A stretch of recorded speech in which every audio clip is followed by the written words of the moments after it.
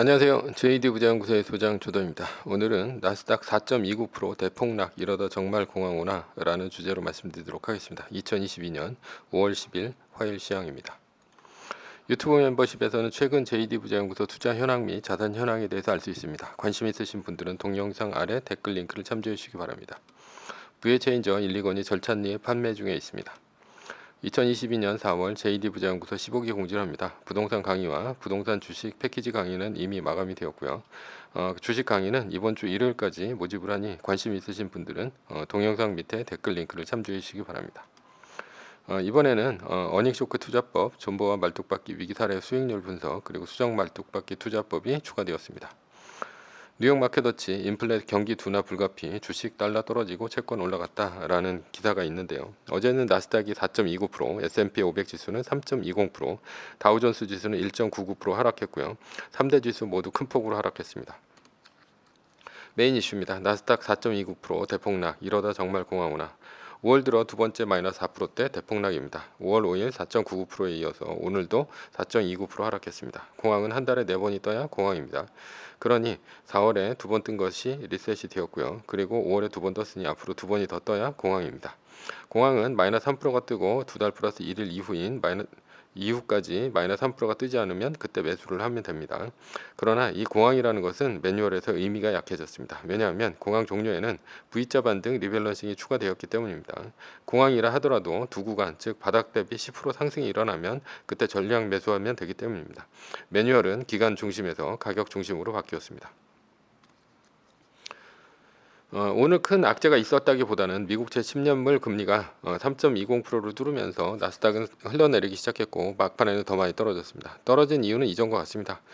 공급망 이슈인 우크라이나 전쟁과 중국의 봉쇄가 진행되고 있기 때문이고요.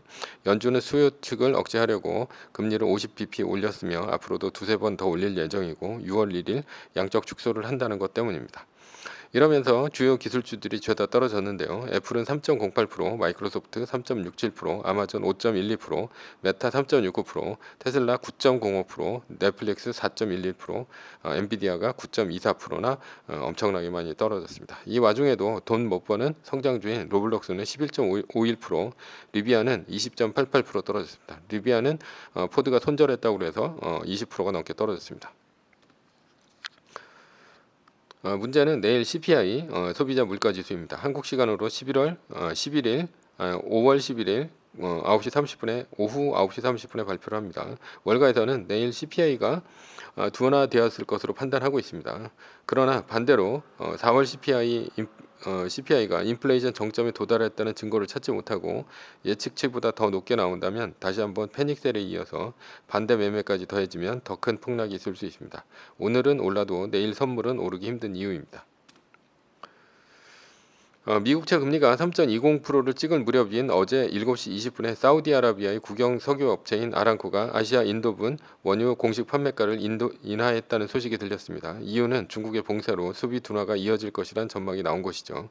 그리고 미국채 금리가 2.9%까지 내려왔습니다. 이러자 옥시덴탈 페트롤리움은 10% 넘게 하락했고요. 엑스모빌은 7.89% 하락했습니다. 그러나 이 소식 이후에도 나스닥은 4% 넘게 하락했습니다. 지금은 미국채 금리가 다시 3%대를 넘어가고 있습니다. 이 소식이 중요한 이유는 중국 봉쇄로 인한 소비 둔화로 연준이 금리를 더 공격적으로 올리지 않아도 되지 않을까라는 희망 때문입니다. 그러나 반대로 물가는 오르는데 경기는 침체되는 스태그플레이션으로 갈 수도 있습니다. 이게 바로 1970년대 스태그플레이션발 대침체입니다. 이 당시 니프티 피프티는 시총이 고점 대비 80%에서 90%까지 하락했습니다. 니프티 피프티는 1960년대 말서부터 1970년대 초까지 시기에서 미국의 투자자들이 가장 선호한 50개 종목을 말합니다. 3M이나 아니면 코카콜라, 맥도날드 이런 주식들 얘기죠. 그러니 현재 우량주도 안심 못한다는 얘기입니다. 연준에 맞서지 말라는 말이 있습니다. 그러나 저는 이렇게 말하고 싶습니다. 시장에 맞서지 마라. 매뉴얼은 시장 가격을 반영한 수치입니다. 따라서 매뉴얼은 시장입니다. 그래서 결론은 매뉴얼에 맞서지 마라라고 말하고 싶네요. 이 얘기는 조금 떨어졌다고 미리 판단하고 예측하여 성급히 자신의 자산을 올인하지 말라는 얘기입니다. 말뚝박기로 바닥을 잡아 나가고 그리고 V자 반등으로 두 단계 상승하면 그때 사도 늦지 않는다는 얘기입니다. 말뚝박기 마이너스 50%를 적용하고 있습니다. 왜냐하면 지금 국채금리가 제로금리가 아니기 때문이죠. 그래서 145.61달러 이하면 10% 매수. 이거는 이제 장중가에 그래도 된다는 얘기고요. 172.91달러 이상이면 전량 매수입니다. 이건 종가 기준입니다. 매뉴얼로 본다면 현재는 152.43달러이니까 애플 30%, 달러 70%가 맞습니다. 매수 매도 추천은 아닙니다. 결론입니다. 시장에 순응하면 위기에 큰 돈을 벌고 돈을 못 벌어도 변동성이 큰 장에서 우리는 마음의 평안을 얻습니다. 서브 이슈입니다. 인플레이션을 해지할 수 있는 단 한 가지 자산. 인플레이션은 언제 어디서나 화폐적 현상으로 통화량을 산출량보다 더욱 빠르게 증가시키지 않는다면 결코 발생하지 않는다.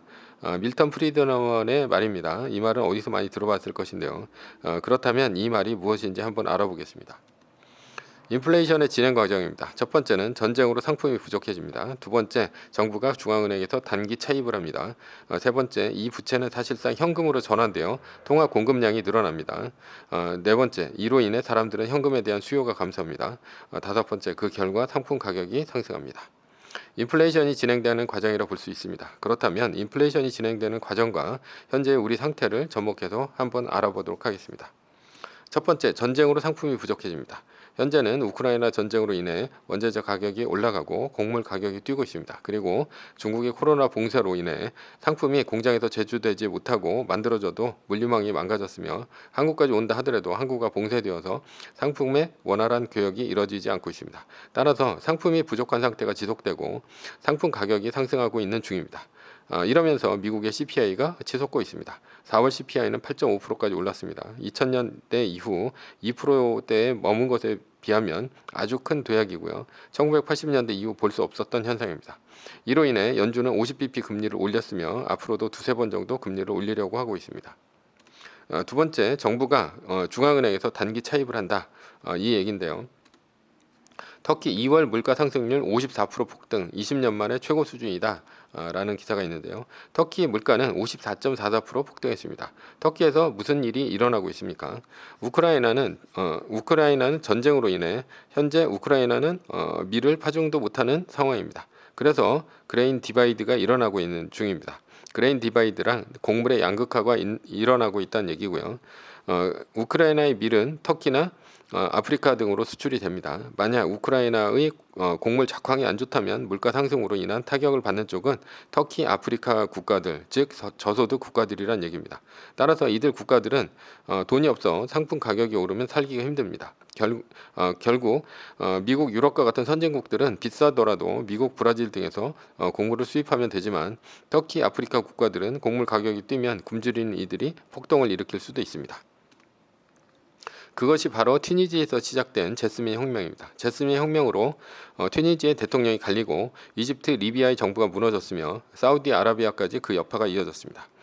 제스민 혁명이 일어난 이유는 곡물 가격의 상승인데요. 곡물 가격의 상승은 유가 상승 때문에 일어났습니다. 2008년도 금융위기를 겪고 있는 와중에 유가는 150불까지 뛰어 올랐습니다. 농사는 석유로 짓습니다. 트랙터 등을 비롯한 농기계가 석유를 쓰기 때문이죠. 따라서 석유 가격이 곡물 상승으로 이어졌고 곡물 상승은 2010년경 제스민 혁명으로 그리고 정부 전복까지 진행된 것입니다. 그게 우리랑 무슨 상관이냐 이렇게 물어볼 수도 있는데요. 그러나 아닙니다. 두 번째, 정부가 중앙은행에서 단기 차입을 한다. 이 얘기를 하려고 하는 것이기 때문이죠. 인플레이션에서 두 번째 과정이 여기에 포함되기 때문입니다. 터키와 미국의 두 번째 진행 과정에서 무엇이 다른 것인가? 이것은 인플레이션이 일어나면 정부는 돈이 필요합니다. 왜냐하면 인플레이션이 일어나면 소비나 투자가 위축이 되고 순수출, 즉 수출 마이너스 수입 또한 잘 되지 않습니다. 일단은 수출이 잘 안 된다는 얘기죠. 이러면 결국 GDP를 늘릴 수 있는 방법은 정부 지출 외에는 없습니다. 게다가 정부 보조금으로 연명하는 저소득층을 도와줘야 합니다. 정부는 즉 돈 쓸 일이 많다는 얘기가 됩니다. 미국과 터키가 다른 것은 이렇게 정부가 돈이 필요할 때 정부는 채권을 찍어서 돈을 만듭니다. 그런데 미국은 기축통화국입니다. 그러니 다른 나라에서 미국 채권을 사줍니다. 그러나 터키와 같은 나라들은 다른 나라가 터키의 채권을 사주지 않습니다. 왜냐하면 미국도 채권 팔기 위해서 금리를 올리기 때문에 가장 안전한 나라의 채권의 무위험 수익이 늘어납니다. 그래서 글로벌 자금이 미국으로 몰리는 중입니다. 그러나 터키는 글로벌 유동성이 축소되는 와중에 터키의 채권을 사줄 나라가 없어서 결국 중앙은행이 터키 정부의 채권을 사주게 됩니다. 이것은 한국도 예외는 아닌데요. 외국인들이 현재 지속적으로 달러를 빼내가고 있습니다. 주식시장에서 주식을 팔고 떠나고 있고 채권도 팔고 다 팔 수 있는 것은 다 팔고 있습니다. 그러니 달러 원 환율이 가파르게 오르고 있는 중입니다. 왜 한국은 원화의 가치가 떨어지냐? 사줄 사람이 없어서이기 때문입니다. 왜냐하면 글로벌 자금도 한계가 있지 않습니까? 미국채 사기도 바쁩니다. 그러니 당연히 한국은 논의의 대상이고 한국에서 지속적으로 주식 채권을 팔아 미국이나 상품 시장 쪽으로 가려는 수요가 많다고 봐야 합니다. 이런 와중에 한국이 2개월 연속 무역 적자가 나고 있습니다. 에너지 가격이 올라서입니다. 수출도 늘었지만 수입이 더 늘었습니다. 한국의 무역 수지가 지속적으로 적자가 늘어난다면 국제사회의 신뢰가 떨어지면서 한국의 국채는 더 안 팔리게 되어 있습니다. 결국 한국도 채권 사줄 나라가 없어서 결국 중앙은행이 한국 정부의 채권을 사주게 됩니다. 이러니 미국보다 터키, 한국의 인플레이션이 더 세게 올 수밖에 없습니다. 즉 인플레이션의 폐해가 심해진다는 얘기죠. 원화 상품을 갖고 있으면 불리하다는 얘기입니다. 세 번째 진행 상황인데요. 이 부채는 사실상 현금으로 전환되어 통화 공급량이 늘어난다. 1차 세계대전 이후 독일은 엄청난 하이퍼 인플레이션을 겪었습니다. 그런데 왜 하필 독일입니까? 런던, 파리, 뉴욕, 즉 영국, 프랑스, 미국은 연합국이었습니다. 연합국끼리는 영국 제국을 통해 채권 판매가 가능했습니다. 그러나 동맹국인 독일, 오스트리아, 헝가리 제국, 터키는 자체적으로 해결해야 했습니다. 그래서 영국보다 독일은 중앙은행으로부터 훨씬 더 많은 액수의 단기 융자를 받아야 했습니다. 그래서 독일에는 시중의 통화량이 영국보다 훨씬 더 많이 늘어났습니다. 인플레이션이 연합국보다 동맹국이 훨씬 더 커진 이유입니다. 게다가 1차 세계대전에서 독일은 패배함으로써 막대한 배상금이 국가 차원의 지불 불능 상태로 만들었습니다. 한국이 하이퍼 인플레이션으로 가지는 않겠지만 미국보다 인플레이션으로 인해 더 많은 통화량이 늘어나는 것은 당연합니다. 왜냐하면 한국의 채권을 사줄 나라가 없고 정부는 중앙은행에 더 많은 단기 융자를 할 수밖에 없으며 그 융자금은 시중에 더 많은 돈을 풀리게 만듭니다. 네 번째, 이로 인해 사람들은 현금에 대한 수요가 감소합니다. 사람들은 멍청하지 않습니다. 바로 인플레이션임을 알아보고 인플레이션이 되지 않는 쪽으로 자산을 변동시킵니다. 그래서 이렇게 6가지가 있는데요. 첫 번째 원화입니다. 인플레이션의 직격탄입니다. 더구나 한국의 원화는 미국보다 통화량이 더 늘어나 적당한 선택이 절대 아닙니다. 두 번째, 한국의 부동산입니다. 부동산은 인플레이션을 해지할 수 있는 수단이긴 하지만 금리가 오르는 상황에서 부동산은 높은 이자를 감당할 수가 없습니다. 따라서 부동산을 처분하지 부동산을 가지려 하지 않습니다. 인플레이션 상황에서 부동산 가격은 떨어질 수 있습니다. 세 번째, 한국 주식입니다. 주식도 금리가 오르는 상황이면 일단 유동성이 축소가 됩니다. 따라서 주식도 부동산과 같이 동반 하락합니다. 네 번째는 달러인데요. 기축통화인 달러는 인플레이션을 해지할 수 있는 자산에 속합니다. 다섯 번째, 미국채인데요. 달러 자산이긴 하지만 양적 축소를 연준이 하게 되면 한 달에 얼마의 채권을 시장에 내다 팔지 모릅니다. 연준이. 따라서 적당한 선택이 아닙니다.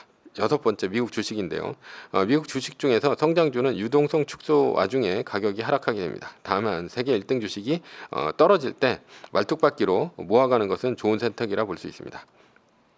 다섯 번째, 그 결과 상품 가격이 상승한다. 인플레이션의 마무리 상황이죠. 상품 가격이 상승하며 결국 인플레이션으로 간다는 얘기입니다. 결론입니다. 인플레이션을 해소할 수 있는 것은 달러 자산이고요. 달러 자산 중에서도 세계 1등 주식을 떨어질 때 말뚝박기로 모아가는 것이 최선입니다. 매뉴얼입니다. 세계 1등 주식은 전고점 대비 2.5% 떨어질 때마다 10%씩 팔면서 리밸런싱을 하다가 나스닥 마이너스 3%가 뜨면 말뚝을 박는 것입니다. 그러다 반등이 시작되면 V자 반등 리밸런싱을 하면 됩니다. 자세한 내용은 JD부자연구소 다음 카페를 참조하시거나 동영상 밑에 리밸런싱 말뚝박기 댓글 링크를 참조하시기 바랍니다. 전제는 세계 1등 주식은 우상향합니다. 위의 상황은 매뉴얼일 뿐입니다. 따를 사람은 따르고 참고할 사람은 참고하시면 됩니다. 주식을 사고 파는 것에 대한 모든 책임과 이득은 본인에게 있습니다. 매뉴얼을 지키려면 머리를 쓰지 말고 머리를 쓰려면 매뉴얼을 지키지 맙시다. 오늘은 나스닥 4.29% 대폭락 이러다 정말 공황 오는 거 아닌가 라는 주제로 말씀드렸고요. 지금까지 JD 부자연구소의 소장 조던이었습니다. 컨텐츠가 좋았다면 구독, 좋아요, 알람 설정 부탁드립니다. 지금까지 들어주셔서 감사합니다.